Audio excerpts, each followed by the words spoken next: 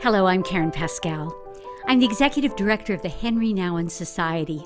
Welcome to a new episode of Henri Nouwen, Now and Then. Our goal at the Henri Nouwen Society is to extend the rich spiritual legacy of Henri Nouwen to audiences right around the world. Each week we endeavor to bring you a new interview with someone who's been deeply influenced by the writings of Henri Nouwen, or perhaps even a recording of Henri himself.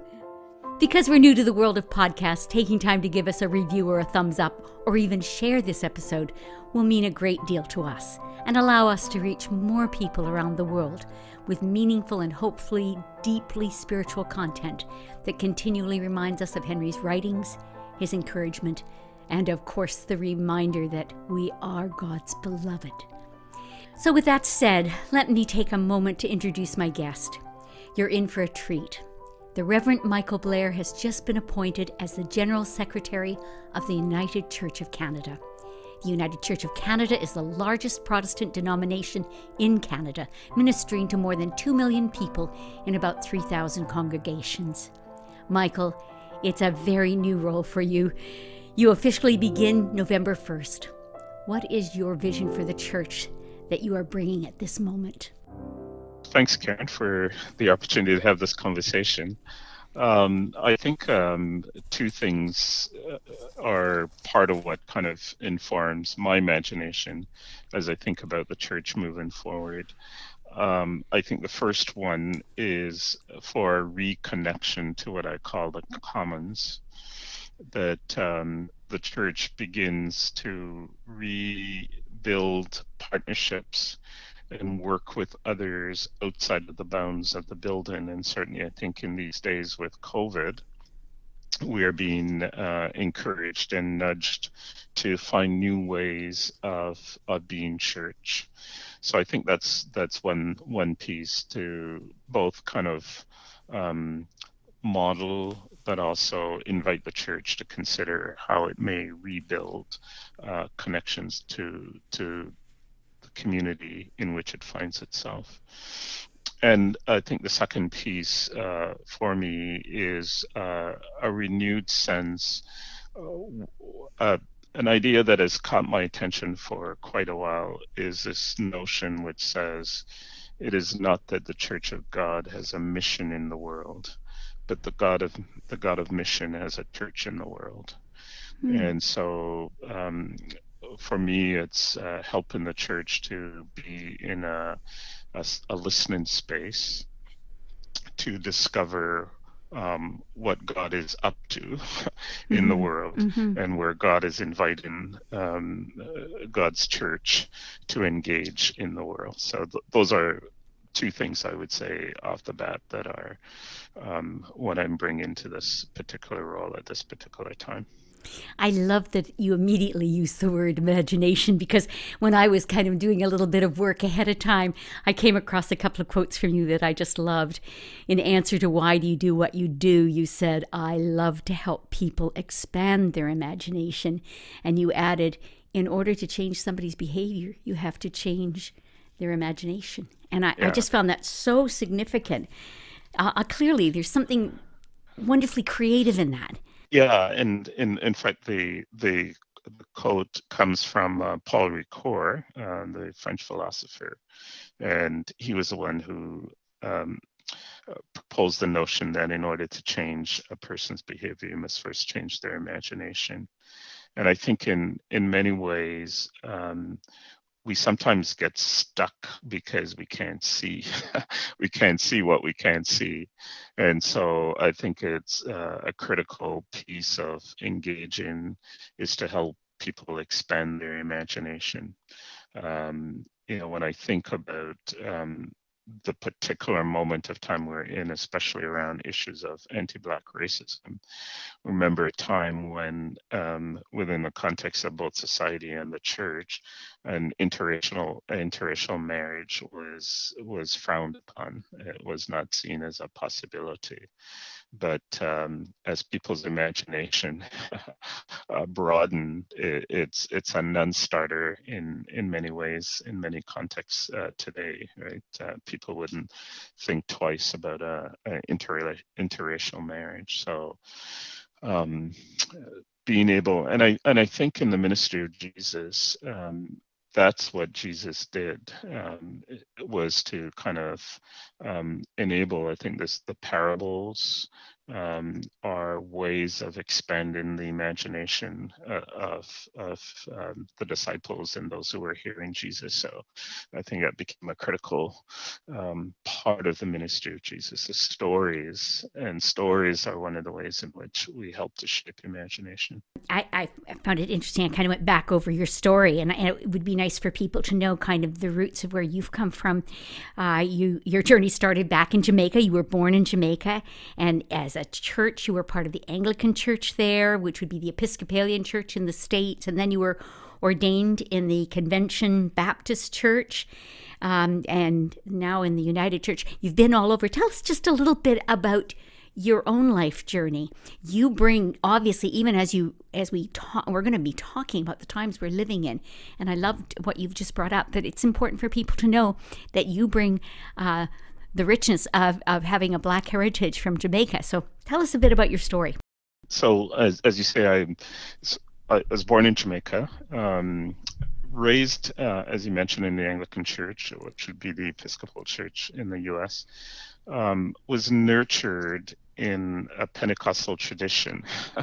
So already you can see a shift in terms of kind of shaped in liturgy. And I think the Anglican liturgy is something that's still kind of, I find lots of energy and resonance and power in. But my formative experience was in the Pentecostal tradition, where my faith became more and more kind of personalized. My faith became personalized and fairly dynamic. I sensed a strong call to ministry, and had the opportunity, because my family was migrating to come to Canada to study, came with the particular desire to be trained and to go back to Jamaica to be engaged in ministry. During my training, my initial days, I was involved with the Fellowship Baptist Church here in Canada, and I finished my training at Ontario Bible College, which is now Tyndale College and Seminary, and then went on to, because I felt the need to be able to offer a kind of counseling component to my ministry, went on to university to do a degree in psychology. And I should back up and just say, I wasn't aware that I was a Black person, in a sense, until I came into the Canadian context, and my skin color became an issue. When I finished university and wanted to engage in ministry, the congregation, the Fellowship Baptist Church, which was a part at the time, when I was exploring with them the opportunity to engage in ministry, was told that there was no place for me in leadership in the church because of the color of my skin. Wow. That there was no room. Uh-huh. And that was a traumatic experience for me, because it was the first time I'd ever experienced kind of the blatant racism that was right in my face. Mm-hmm. And went through a whole host of circumstances, had conversation with the leadership in the Convention Baptist Church at the time, and just experienced a whole different welcome. And in that context, from the structure of the church, there didn't seem to be any particular issue with the color of my skin. When I started, after I finished seminary, and I went to Wycliffe College at Toronto School of Theology, when I finished seminary and was exploring opportunities for ministry, I recognized again that although at some level my skin color was not an issue for the denomination, in the minds of many folks and in the minds of the leadership at that time, I could only serve a Black congregation. So as I was looking for opportunities, they were only focusing on Black congregations, and in some ways felt that's probably a better fit for me than any place else. Thankfully, I was called to Walmer Road Baptist Church at the time, and in that space was a fairly multicultural community, and it gave me an opportunity to kind of be minister to the whole people of God, not only to people who look like me. And when I left there and went to another congregation, again experienced significant racism. There was one person in particular who was in church every Sunday morning, but didn't want to have anything to do with me, and discovered that part of her issue was that I was a Black man. She just could not cope with the idea of somebody being Black. So it served a number of congregations, and the idea of my skin color was a theme. My life got complicated, and how I ended up in the United Church in some ways was that I had been kind of struggling all those years around my sexual identity, and in the last congregation, so the first congregation I served with the Baptist convention was Walmer Road Baptist Church. I left and went to a number of congregations and came back to Walmer. And during my Walmer days, started getting sick, and every time I would end up in that emergency, I was told they couldn't find what was happening to me, and finally recognized that there was actually something going on. And I remember going to see a psychiatrist and saying to him, I want to live. I'm tired of dying, and I have a secret. And so through that process, worked through owning my identity and coming out as a gay man. And that ended my ministry within the Baptist life. There was no place for me. And it was the irony. I felt welcome and accepted around my racial identity, but didn't feel welcome around my sexual identity. And ended up working in a social justice ministry in Regent Park, which is at that time one of the poorer neighborhoods in Toronto. And through my experience of working there, came into touch with the United Church, and both felt that in terms of my faith journey and in terms of my identity, this was a place for me. And so it's been home I'd say, for the last 15 years or so. What a journey. What a journey. I've often heard that the most segregated hour in America is Sunday morning at 11 o'clock, and obviously you lived through that.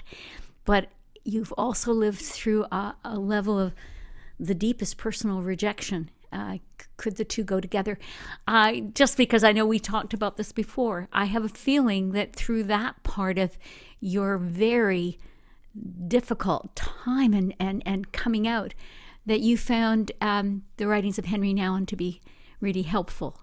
Yeah, and I mean there were in many ways. So I think I'll just say that Nouwen's writing, come back to the thought of imagination. Nouwen's writing allowed me to frame an approach to ministry. I think he impacted my imagination around ministry, and I think in two or three ways.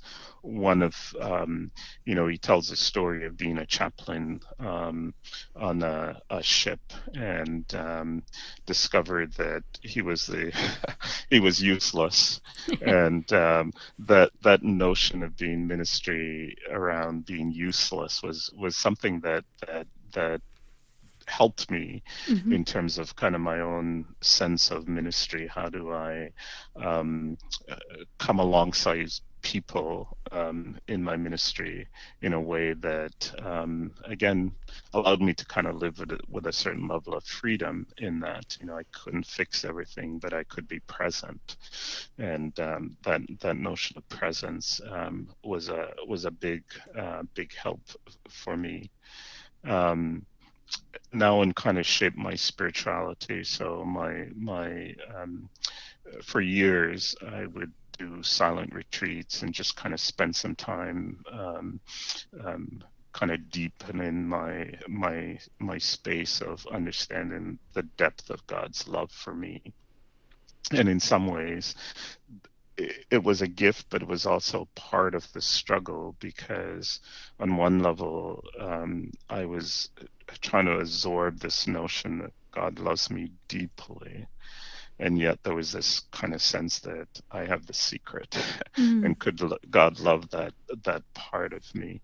Mm-hmm. And that was a real struggle, and but I think knowing, and I think the liberation for me, and part of my journey with my ability to say to my psychiatrist, I want to live, I'm tired of dying, was that when I read about his struggle with his identity and recognize that here was a person who um, knew the depth of God's love, was able Mm-hmm. to influence people in that space, and yet struggled with that. And that, in some ways, that struggle was part of his gift of what he had to offer. It provided for me a liberation to say, God doesn't condemn me Yeah. for my sexual identity. Right. So how do I learn to live into that space? So that became a part of my journey and story. And the other piece, I think, the way Nouwen has influenced me is, I was taken, and this is just broad stroke, taken the fact that whenever he traveled, he would always take somebody from the community with him. Mm-hmm. And again, that notion of how we do ministry in partnership together, and we don't speak for the other, but we create space for the other, has also been something that shaped my imagination around ministry. Yeah. Mm-hmm. Oh, that's really lovely. You're absolutely right. It's interesting because um, Henry had an inner struggle. There was no two ways about it. That those who knew him well and knew that part was a struggle with his sexuality. Um, I think that which I know of him was that he made a choice that he would keep his vows of celibacy because his priesthood was very important to him, and so he, from what I know, didn't choose to come out and be known as, in quotes, the gay priest. And I think that whole reason was because he felt he had something so rich to give that it would get in the way of him being able to give it. And that was really at the depths of it, was his knowing that who he was God's beloved, that God loved the real Henry. And in essence, he knew that was the richest thing he'd found. And we often say, as we start this broadcast, we say, our desire is to give that out to the world, that you might know that you're a beloved child of God, that you might know that with certainty. I was so excited when I called you.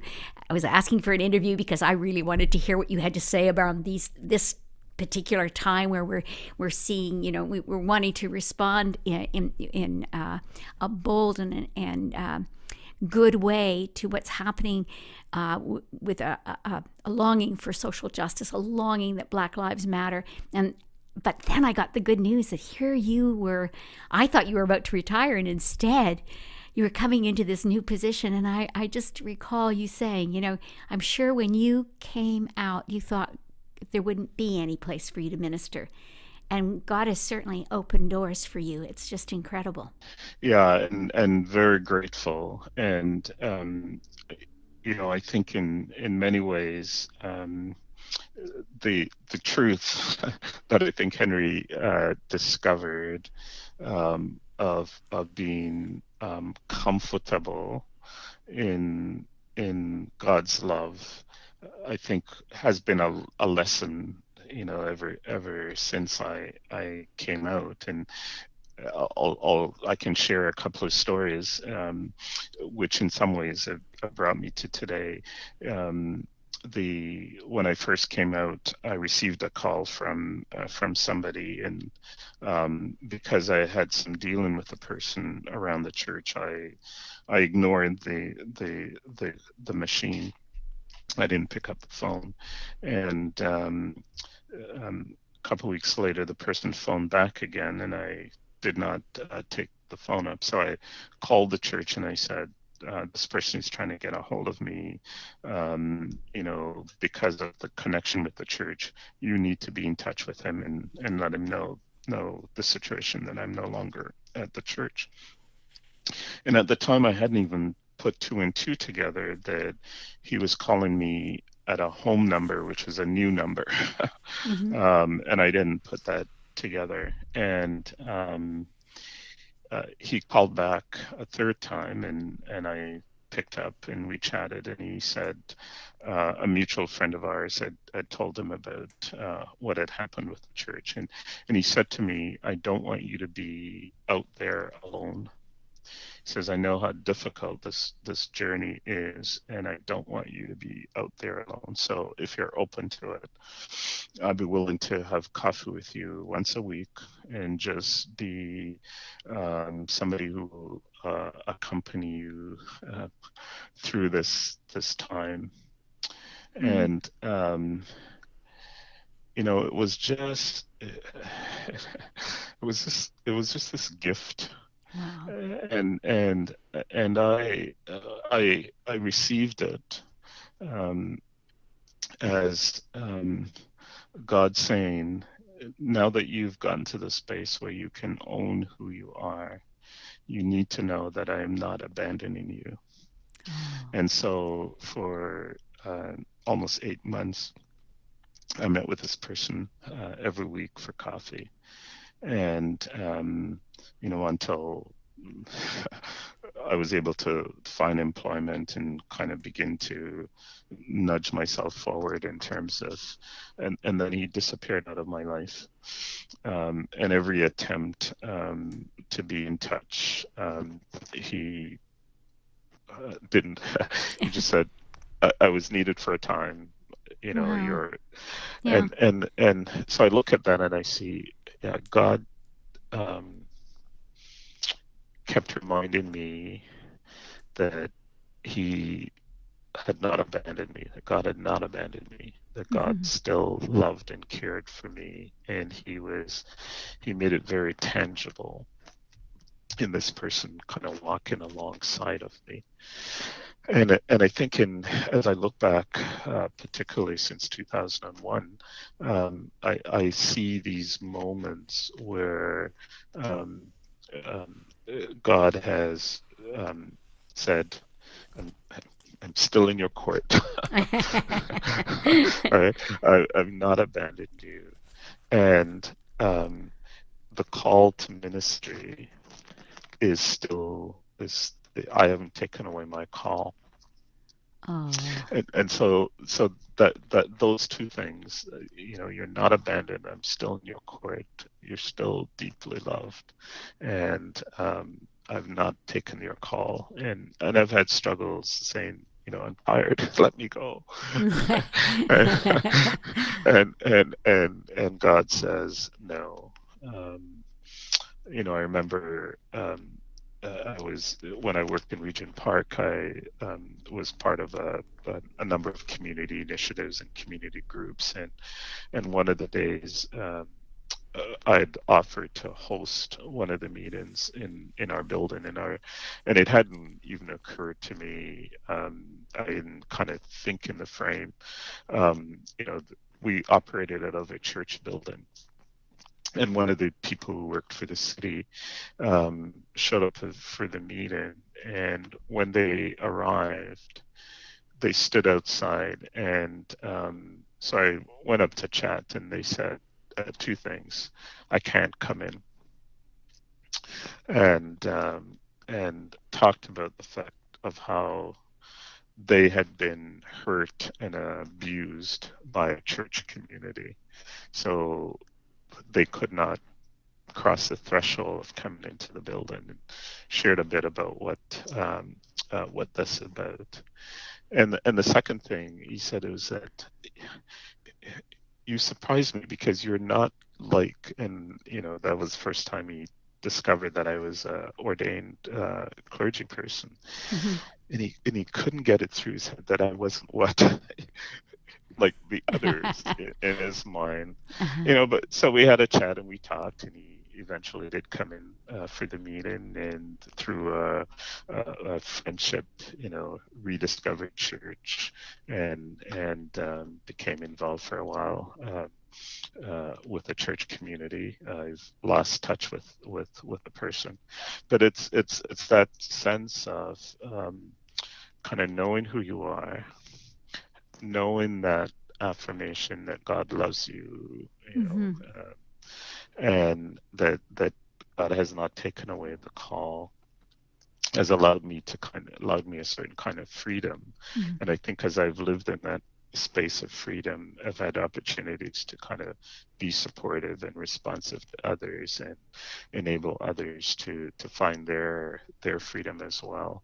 And I think as I've kind of lived in that place of freedom, and I've been enabled, emboldened, whatever language you want to use, in terms of kind of engaging in what God's doing in the world, right? So Mm-hmm. I would never have thought of that staff person as somebody to go after around their faith, but just being present Mm-hmm. with, and that whatever was going on in that person's life, God was at work, Mm-hmm. and I came alongside with what God was doing, and the opportunity for the conversation. So all that to say, I think that's what. And so, coming into this role, um, um, is is part of that. I think I've allowed myself to kind of live into the freedom Wow. that I've discovered, and because God's calling is still there, and God's up to something, I'm responding to what God's up to. It's interesting. You come to that verse, the comfort wherewith you've been comforted, you'll Yeah, comfort others. But yeah, the reality is that when you needed the comfort, you were probably at the lowest part of your life yeah, and you didn't know what God could do with it. yeah, Clearly, in yeah, your case, it was so low that you're in hospital going, you had to find a reason to live again, and yeah, this is amazing. None of us choose. Like I think back to the lowest part of my life, and I remember arguing with God. If you're just doing this so I can comfort someone else, I'm not interested. I'm not willing. But it's so wonderful about the comfort that you're comforted with. yeah, It's better than you ever envisioned it to be. God is yeah, better than you ever thought. It's that imagination question that you raised. You have to change your imagination, and this wonderful God who loves you so much, who calls you his beloved, it meets you there in the place where you feel unlovable, and yeah, loves you back into his kingdom. And I'm so glad that he's not letting go of the call on your life. I'm sure there'll be people that this will be particularly meaningful as they listen, or perhaps they know somebody they want to have them listen to this podcast, because to me it is also just laced with hope. It's laced with God's goodness. Um, it's funny because way back when we started, I was thinking, okay, well, what I'm going to ask you about is I'll probably ask you, how are you coping with the pandemic? I mean, that's a global thing. And by the way, our audience is a global audience. It goes right around the world. We get responses from people in Japan and from England and from South Africa, and lots from all across North America. Let me first hear, how are you coping with pandemic? How are you coping with COVID?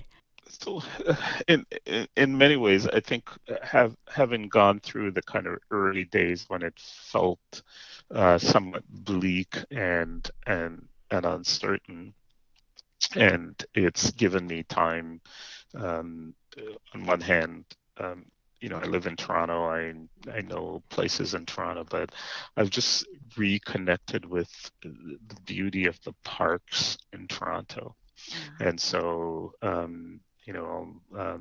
every day after I shut computer down, I go for a walk. And on the weekends, we've been just kind of, partner and I have just been wandering around the city and walking on trails and in parks and just discovering like this is Toronto. yeah. um, the other thing is that I'm starting to appreciate COVID as a gift, not to diminish the health concerns, but that it when it's shown the cracks in our system. Mm-hmm. um, and in some ways it just says is just this kind of reality that says, wow, this world isn't as we think it is. So the crack in the system and the struggle. I think about the fact that the early days of COVID, the response was shelter in place. Well, what does shelter mean to somebody in the Philippines or somebody in India? What does shelter mean for folks who are living on the street? And in some ways, we had this kind of one size fit all without kind of thinking through the implication of what it means for different kinds of people. But I think it's highlighted the fact that we can't go back to the way things are, and I kind of see that as a gift. And in many ways, and I'm sick and tired of technology in terms of Zoom or Teams or whatever, but it's allowed for a continuing connection with folks that I find just energizing and life giving. I part of a group of folks who are thinking through what it means to be an advocate. It's a Asian group, Philippines, Indonesia, Thailand, um, Hong Kong, and we meet at 5:30 on a Monday morning. And Wow. when I when I when I think Sunday night, I think I have to get up to be alert for 5:30 on a Monday morning. But the richness of that experience of being in conversation with folks, as they struggle to ground themselves and understand how their faith Mm-hmm. and their lived experience can help shape their ability to advocate. And I come off, at 8 o'clock when we're done in the morning, I come as high as a kite Oh. because there's been this opportunity. So those are some of the ways in which I'm coping with COVID. It's funny because I have the feeling, like, I think in some ways, for lack of a better word, the drag of COVID is it's going on and on and on and on. I mean, probably 3 months would have been just like, it would have been like a little stop in the journey of my life. But now when I look at it and I go, I think we're in for a year, maybe more, who knows? You realize it takes that much to grind to a halt on a lot of the Yeah. things that you just did. It had become so habitual and your life was spinning. And just like you're describing your walks and your sense of seeing the world that you're actually living in, I find, for example, I've discovered my community. I Yeah. live in one of those bedroom communities, that you get in your car and you go into the office, you drive, an hour and then you come back to it. And I knew so few people. And now there isn't anybody that we don't pass in a walk that you don't say hello to. Yeah. And I love watching, I love getting to know my neighbors because in the isolation, suddenly, even if it's just seeing their familiar faces and knowing we all live in this, we're all in this together. It's been quite meaningful. Yeah. I found it really rich. Um, I'm in the midst of a pandemic. We had some terrible things happen that just Mhm. brought to the fore the reality of racial injustice. We Mhm. lost George Floyd, we lost Breonna Taylor, we lost Ahmaud Arbery, and many, many, many more, not just in America, in Canada, and countries all around the world. And this has been an amazing time Um, and I just love to hear from you about this. I mean, we put it all together as a movement, Black Lives Matter. I find myself, because we're also in Canada and in the North America, I think we also need to say Indigenous Lives Matter. But having said that, I'd like to hear what you want to say about that and what you believe can come from this, and what have you hoped for? What discourages you? So, to start, I think, again, just when I talk about COVID as being a gift, the events, particularly surrounding George Floyd's death, where I think because we had stopped for a while, and even though the kind of noise of the political situation in the US was still at play, our collective global kind of slowdown enabled us to see that in a way that finally said to us, enough is enough. Yeah.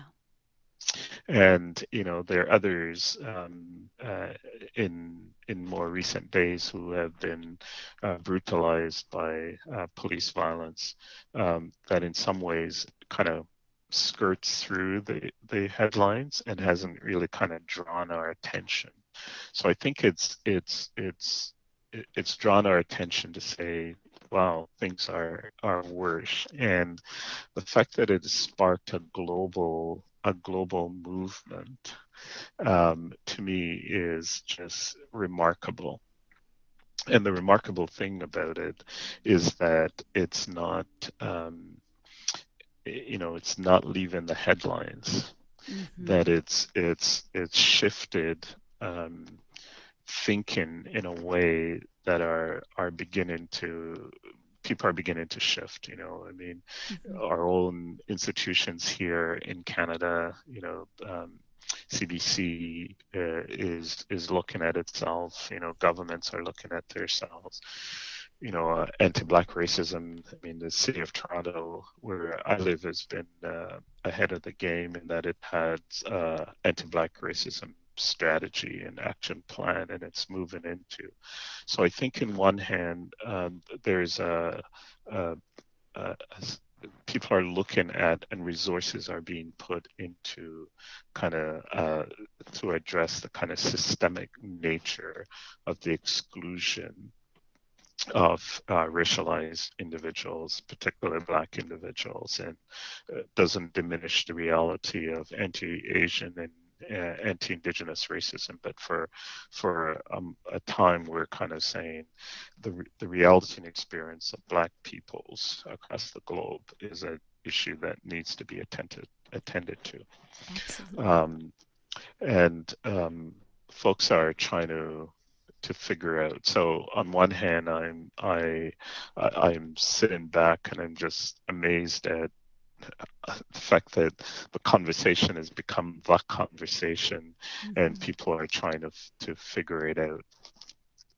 My fears, I'll talk about my fears and then my hope. My fear is that a couple of things. The church community has been silent. Yes. And that, in a way, it breaks my heart that churches haven't really come out and strongly owned their complicity in racial structures. Churches haven't come out and said, we understand that our history is a history rooted in colonialism, and our practice of mission over the years has been a practice that has devalued the people we have gone to. So whether it's to Africa or India or wherever, we've labeled folks as heathens, as all kinds of language we've used about who they are, and so we haven't been part of our history is not a history of recognizing the innate value and dignity of people we have missionized, right? We Mm-hmm. start that they're deficient. And so my fear is that if the church and religious communities don't begin to respond and publicly, I think, own their complicity, they're going to miss the boat. Mm. Right. And in a way, part of what happens is that in the early days with the response to Floyd's death, a number of denominations here in Canada made statements, but as you read their statements, they were reacting to the violence. Mm-hmm. They're talking about being called to peacemaking and all that Mm-hmm. kind of Mm-hmm. stuff. And part of me wanted to say, bull crap. The reality is racism exists. You have contributed to it. And just to pause and look at the landscape of who is given leadership in the life of many of our religious communities, it's white male for the most part. Yeah. So that so my fear is that lack of um, adequate response from the faith community.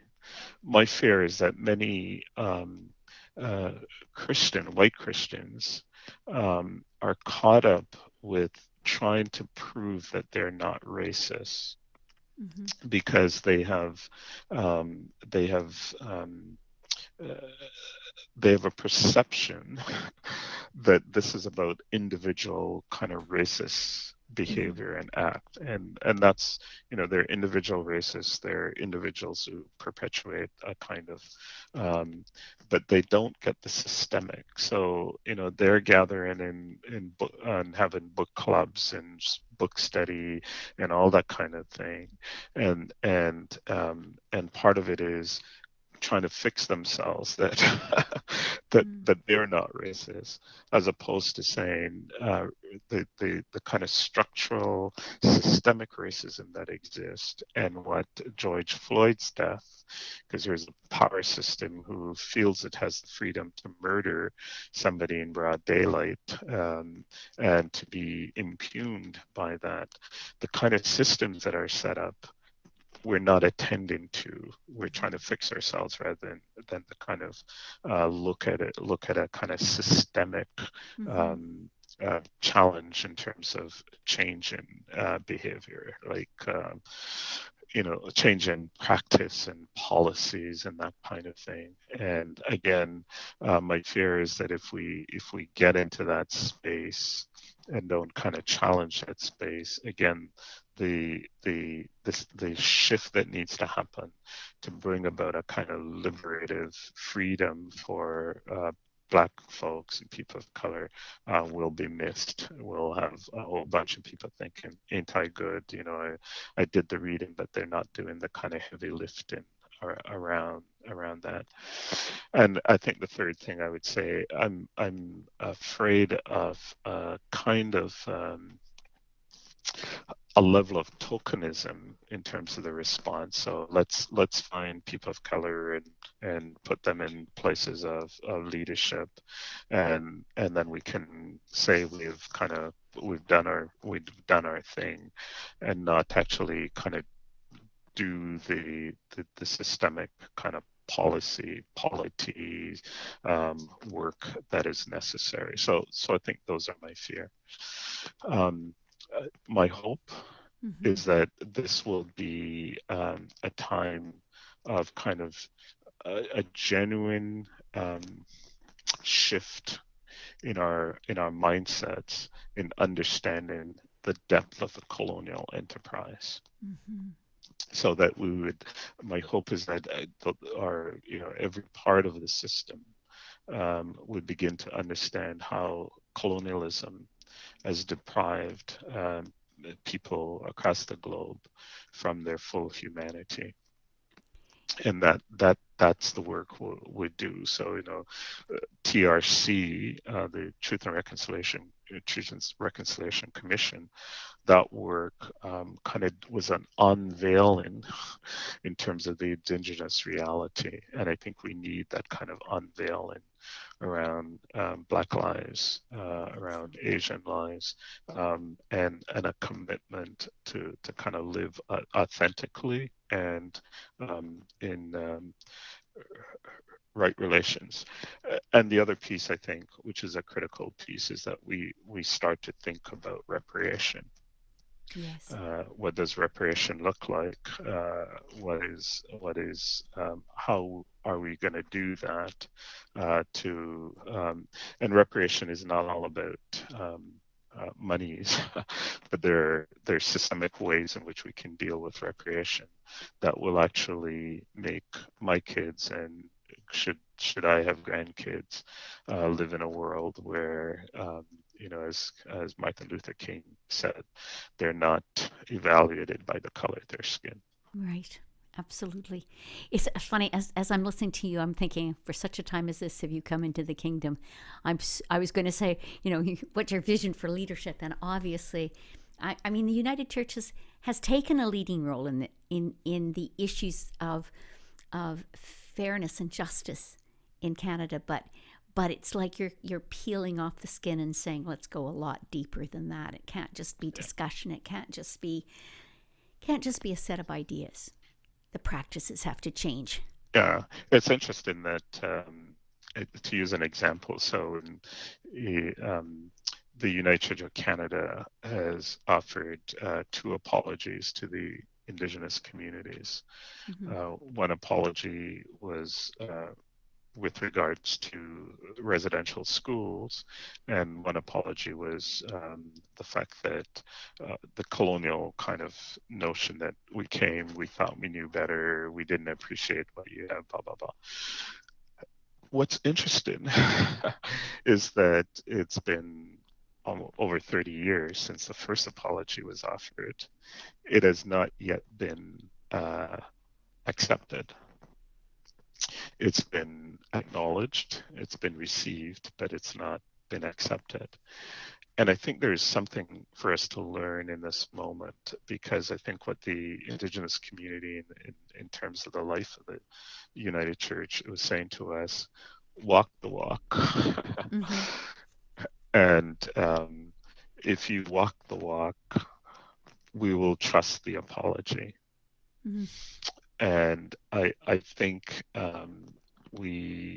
all of us, as society as a whole, and church in particular, we need to walk the walk. If we actually do believe that every human person is of value, of worth, has innate dignity, and is deeply, deeply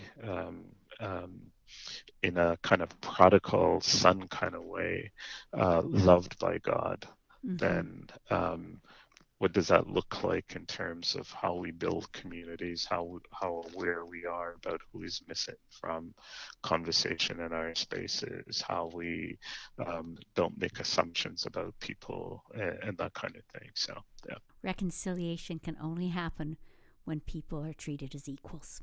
Yeah. And seen as equals.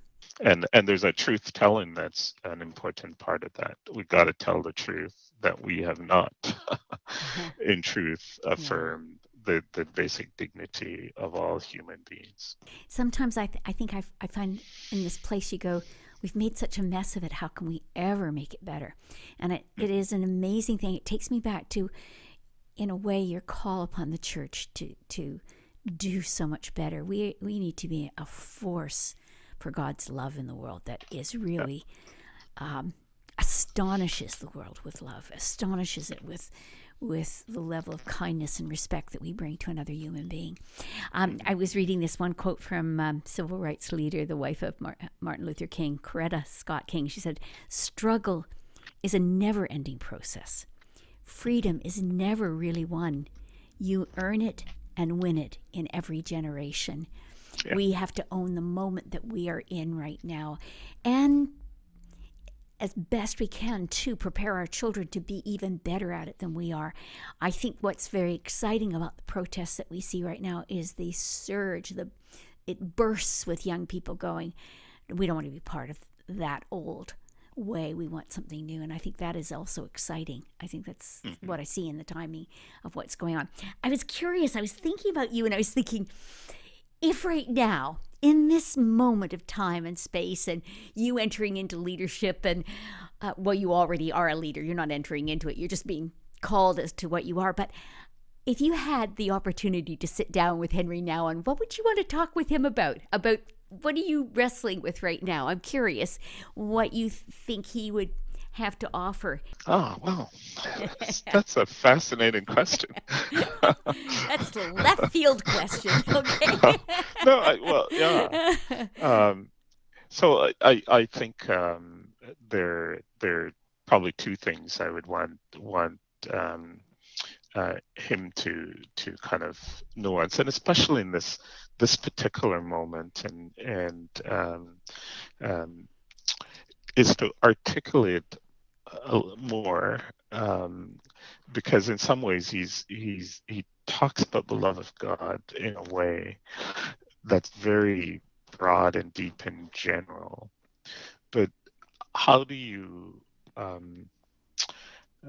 you know, so a question for me to him would be, so George Floyd's family has asked you to do the eulogy. What would you say to them? How would you help them? How would you articulate? How do you continue to articulate that kind of deep love that God has in the midst of such a heinous crime that has happened to Floyd? So I want to engage him around that, because I think in some ways, and just to before I get to my second point, in some ways, a lot of our younger folks and the younger folks who are in the struggle and the battle for kind of justice and liberation, and are basically on the streets marching for Black Lives Matter, are afraid of the church, don't trust the church, don't trust those of us who claim to be part of. I mean, part of it is they don't trust institutions, and I get that, but there's a particular discomfort, dis-ease with religious institution. And so how as leaders in institution, and so probably at the point of that kind of conversation about what you would say to Floyd's eulogy, is the question is how we have something very important to offer to every generation, and this generation in particular. So how do we reclaim that space of people who are at discomfort with what we represent? Yeah. How do we get into a conversation past what we represent, because they can't see past what we represent, right? And no matter how powerful it is that we have to offer, how we do that, and I think that for me that's a critical kind of question. I think Nouwen also didn't necessarily kind of talk about the church as such, church. And in this particular time, as a leader where the world shifted, and COVID in some ways has shifted the world. Like there's no, what we know, all that space of comfort, the space that thing, even the whole notion of how we gather, all that is shifting. And how do we, I probably want to engage him around the prodigal, the story of the prodigal son, which was part of one of his latest book. What what further themes or messages out of that, out of the story of the prodigal, that enables us to kind of live into this kind of new world, um, you know, new normal. Because frankly, as I move into this role, uh, what is the church going to look like in a year, right? Um, both the kind of the online presence and in person, and it's going to be a hybrid of that kind of thing. We've lived in a world where we believe that having a Facebook page and having how many followers on Facebook and Instagram have created community. And what we're discovering through COVID is that the touch really is significant for people. And even the fact that a lot of our younger adults now are out and about, ignoring all the COVID requirements, because that kind of personal touch is important. And so how do we speak our truth in this new world? And that's the question. How how this radical father in the story of the prodigal offers us some new insights into this new reality.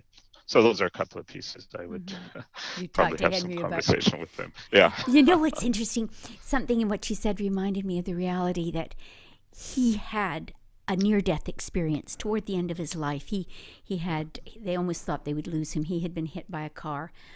And strangely enough, I think that was just probably about 2 years before he died, it changed him dramatically. It almost gave him peace, because in the midst of that, it was such a profound experience. And from there, you hear so much of his talk being about giving our lives as a gift, that when we die, our lives are a gift. And this is I don't have a right to say this, but I can't think of a life that's been given that has more profoundly changed the world right now than George Floyd. I'm just, I'm crushed, because I don't want to give my child. I ache for that family. And as you said, what would Henri have said at the funeral? Actually, I really think funerals are where ministers come into their own.